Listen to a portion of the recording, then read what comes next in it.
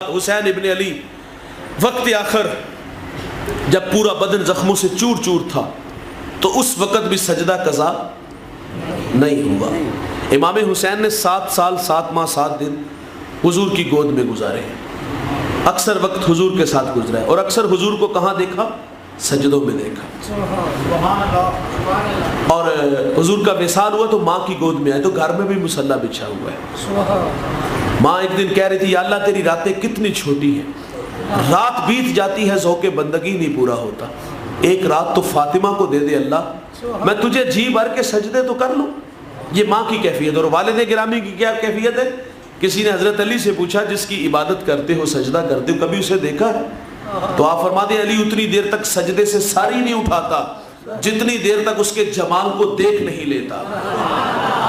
اور امام زین العابدین رضی اللہ تعالی عنہ آپ فرماتے ہیں میرے والد گرامی روزانہ 100 رکعت نفل پڑھتے تھے، اور امام زین العابدین فرماتے ہیں میں نے تہجد اپنے باپ سے سیکھی ہے۔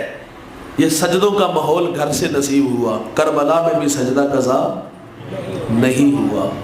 آج میں اور آپ حسین ابن علی کے نام پہ یہاں جمع ہوئے ہیں۔ محبت کہتے ہیں عمل کو آسان کرتی ہے، محبت دعویٰ عمل دلیل۔ حسینیت کے نعرے میں معذرت سے کہوں گا یہ کھوکھلے نعرے ہیں۔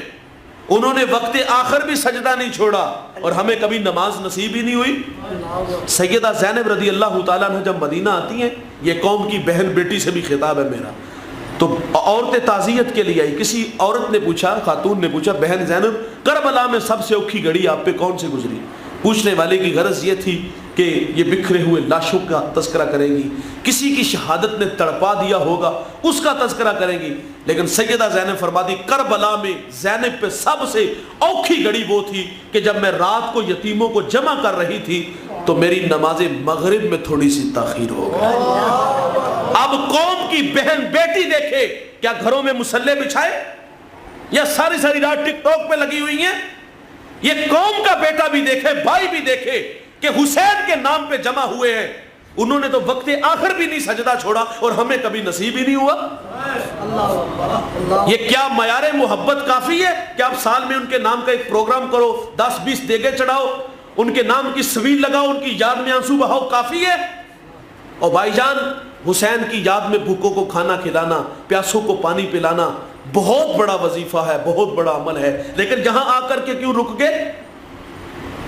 حسین کی محبت میں بھوکوں کو کھانا دیا، آپ نے پیاسوں کو پانی پلایا، تو حسین کا سجدہ کہاں گیا؟ پیار تو تقاضے چاہتا ہے۔ تم نماز کے وقت چوک چوباروں پہ کھڑے ہوتے ہو، اور وہ تو تیروں کی برسات میں بھی سجدہ نہیں قضا ہونے دیتے، اور ہمارے لیے تو دیکھو اوپر پنکھے چلے، لائٹ گئی تو ابھی جنریٹر بھی چل گیا، ہمارے لیے تو آسانیاں ہی آسانیاں ہیں۔ اگر حسینی ہو تو حسینی بن کے دکھاؤ نا یار۔ وہ کسی نے کہا تھا نا کہ میں مر کے بھی زندہ ہوں اہل وفا کی محفل میں، میری محفل میں آ میرا مزار نہ پوچھ۔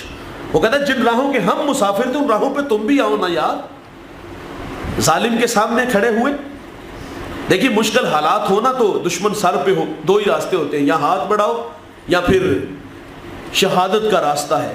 اور اکثر لوگوں کے قدم ڈگمگا جاتے ہیں جب مشکل حالات آتے ہیں نا، لوگ سر بچانے کے لیے ہاتھ دیتے ہیں، لیکن کربلا میں دیکھا گیا کہ حسین ابن علی ہاتھ بچانے کے لیے سر دے دیتے ہیں، لیکن ظالم کے ہاتھ میں ہاتھ نہیں دیتے۔